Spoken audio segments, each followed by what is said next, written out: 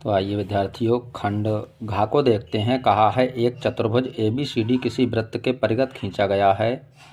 सिद्ध कीजिए कि AB प्लस CD बराबर AD प्लस BC।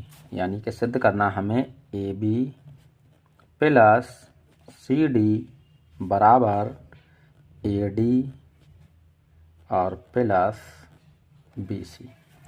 तो आइए हमने चित्र बना के यहाँ पर तैयार कर लिया है और जो सिद्ध करना है वो यहाँ लिख लिया कि ये हमें क्या करना है, सिद्ध करना है। तो देखो बेटा, अगर हम यहाँ से लिखें बिंदु A को ले लें तो AS बराबर किसके होगा, AP के। लिख लेते हैं यहाँ पर कि AS बराबर है AP के। अगर बिंदु B की बात करें तो B में BQ बराबर होगा BP के। BQ बराबर होगा BP के। अगर C बिंदु से बात करें तो CR बराबर होगा CQ के। यहाँ लिख लेते हैं CR बराबर CQ। अगर बिंदु D से देखें जाकर के तो ये रहेगा DS is equal to DR। DS is equal to DR। चाहे तो इसे equation number first, equation second, third और फोर्थ मान सकते हैं। अगर हम समीकरण, अगर हमें AD निकालना है, यहाँ पर देखो AB, ये AB ही तो दिया है ना।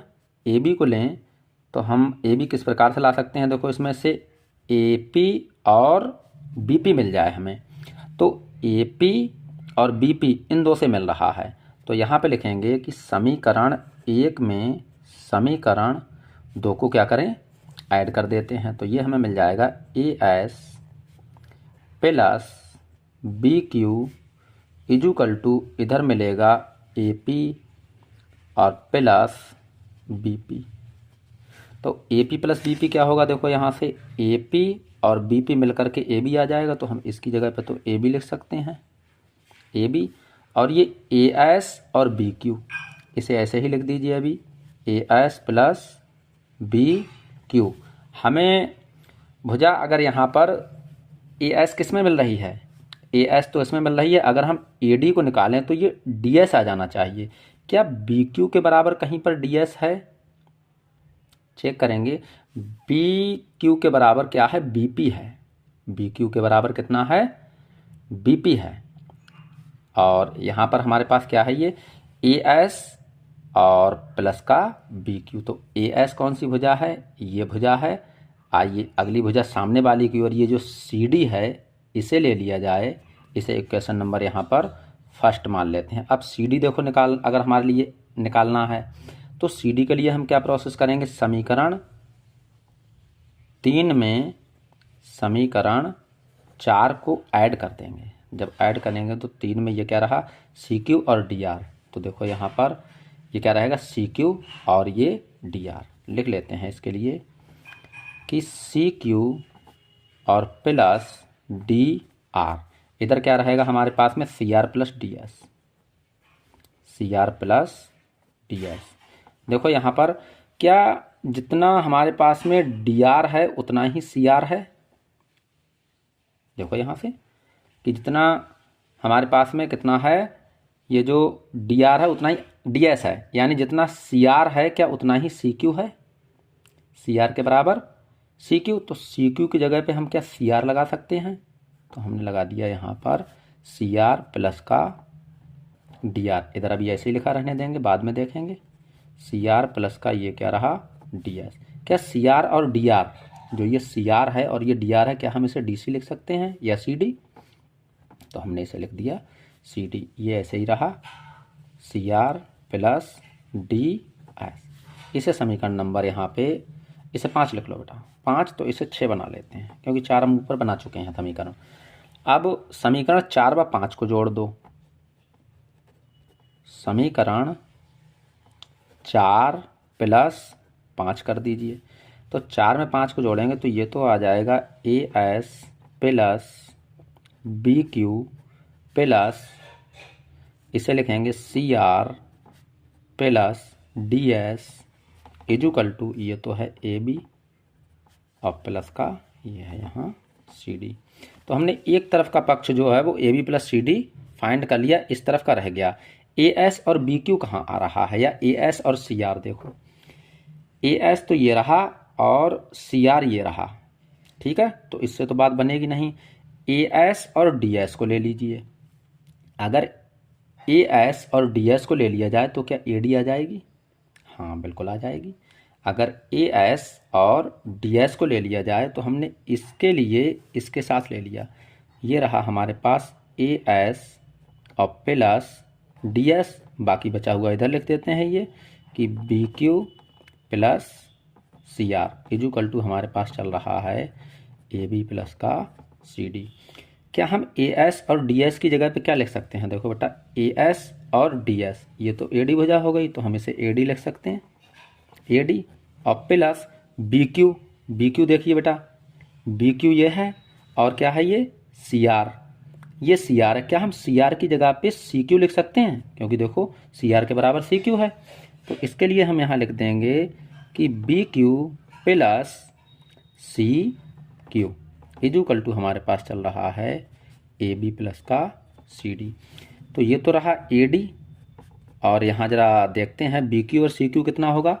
बी क्यू और सी क्यू मिलकर कितना होगा? बी सी होगा, कितना होगा? बी सी इजुकल टू हमारे पास चल रहा है A B plus C D. और यही हमें सिद्ध करके लाना था कि A B plus C D, इसे पक्षांतर कर दो, इसे लिखेंगे यहाँ पर A B plus C D is equal to, इसे उधर लिख देंगे जा करके कि ए डी प्लस का बी सी। तो देखिए कितनी आसानी से हम लोगों ने इसे सिद्ध कर लिया। आइए प्रश्न संख्या अगले की ओर चलते हैं। प्रश्न संख्या अड़ा में कह रहा है यदि दिए गए आवृत्ति वितरण के आंकड़ों का माध्यक 28.5 हो तो x और y के मान ज्ञात कीजिए। दिया है n बराबर 60। तो आइए इसकी रूपरेखा को तैयार कर लेते हैं। तो आइए प्रश्न संख्या अड़ा की रूपरेखा बन करके तैयार है। हमने क्या किया, ये जो वर्ग अंतराल ऐसे में दे रखा था हमने खड़े में लिख लिया और बारंबारता को भी खड़े में लिख लिया। तो देखो माध्यक जो है वो इसका दे रखा है, हमें यहाँ लिख लेते हैं कि माध्यक दिया है हमें बेटा 28.5 और x y की वैल्यू बतानी है, यानी कि y बराबर बताइए कितना आएगा और x बराबर बताइए कितना आएगा, इसे हमें निकालना है। आइए इस सवाल को करने के लिए हम क्या करते हैं, यहाँ पर इस बारंबारता से हम संचयी बारंबारता को बना लेते हैं। जैसे कि ये 5 है तो यहाँ पर संचयी बारंबारता बना लेंगे सी एफ।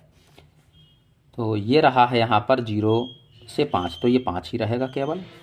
5 में x जोड़ेंगे तो ये हो जाएगा 5 प्लस एक्स, और 5 प्लस एक्स में 20 जोड़ेंगे तो ये हो जाएगा 25 प्लस एक्स।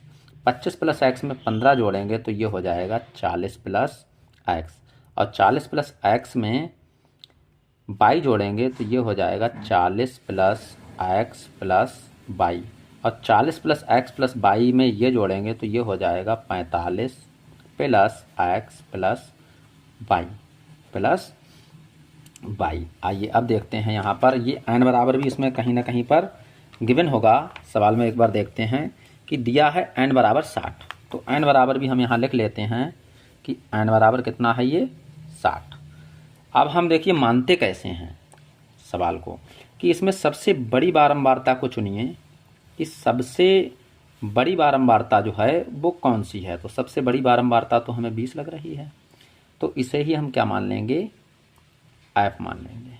क्या मान लेंगे, f, और इसके जस्ट पीछे वाली निम्न सीमा को हम यहाँ पर l मान लेते हैं, और जो बारंबारता वाली लाइन जो हमने मानी है f, इससे जस्ट ऊपर इसे मान लेंगे cf, यानी कि संचयी बारंबारता।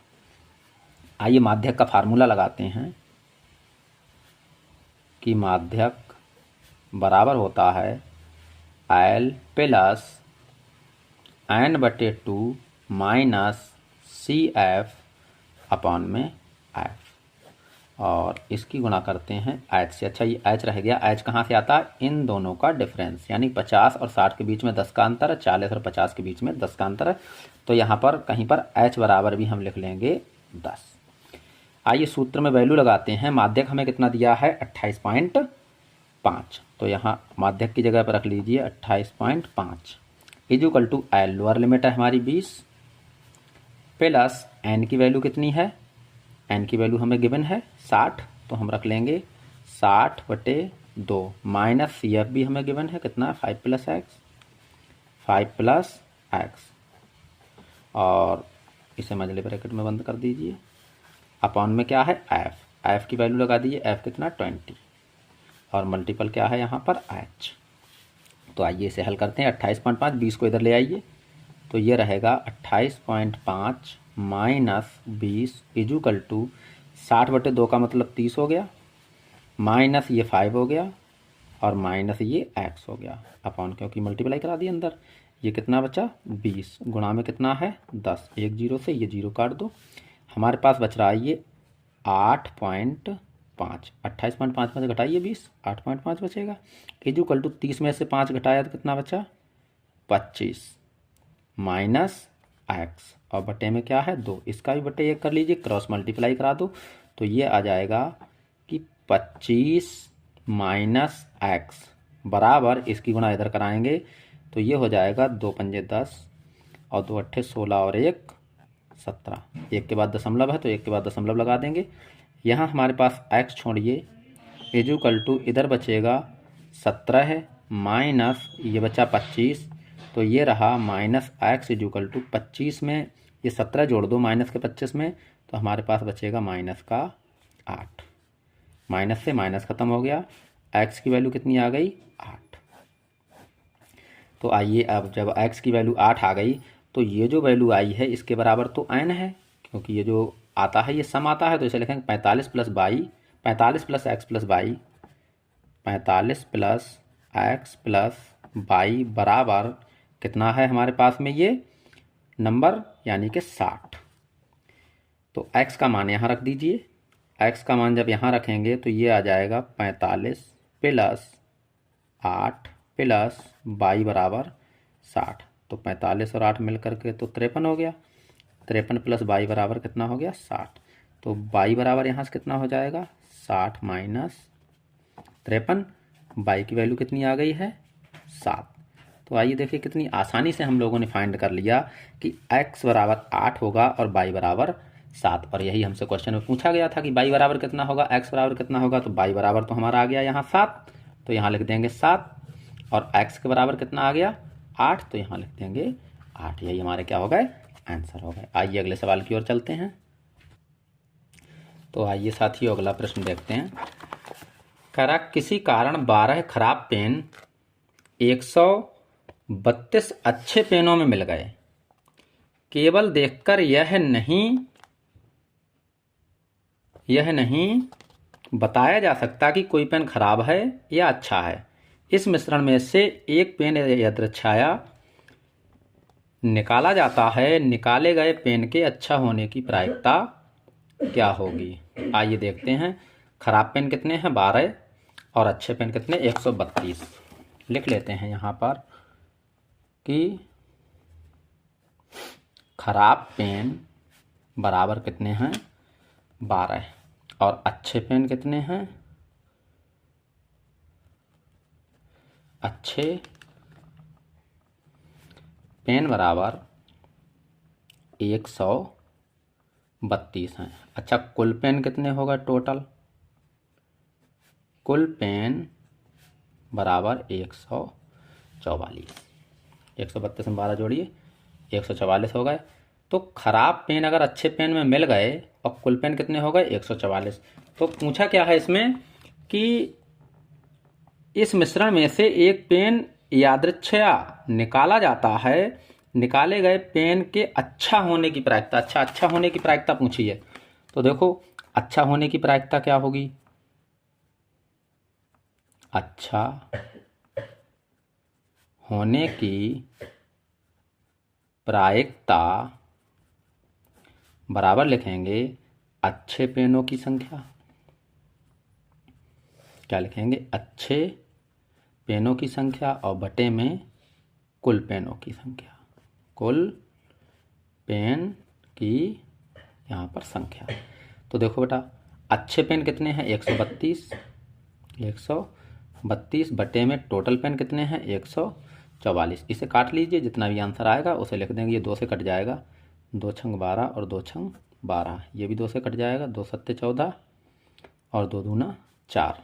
हमारे पास में आ गया है कि 66/72। फिर ये 2 से कट जाएगा कि 2 2 तियाँ 6 और 2 तियाँ 6, ये भी कट जाएगा 2 से कि 2 तियाँ 6 और 2 छंग 12। अब ये 3 से कट जाएगा कि 3 एकम 3 3 एकम 3 और ये 3 एकम 3 3 दूना 6। तो प्रायिकता हमारे पास क्या आएगी 11/12, यानी कि 11/12 लिख दीजिए। इसकी क्या हो गई प्रायिकता। तो या तो ये लिख दीजिए या फिर पॉइंट में लिख सकते हैं, इसे 12 से 11 में हम भाग दे देंगे, वरना यहीं पे आंसर छोड़ देंगे, ज़्यादा करने की आवश्यकता नहीं है। तो आइए हमने यहाँ पर 20 अंकों के प्रश्नों को सॉल्व कर लिया है कि ये तो कुल 25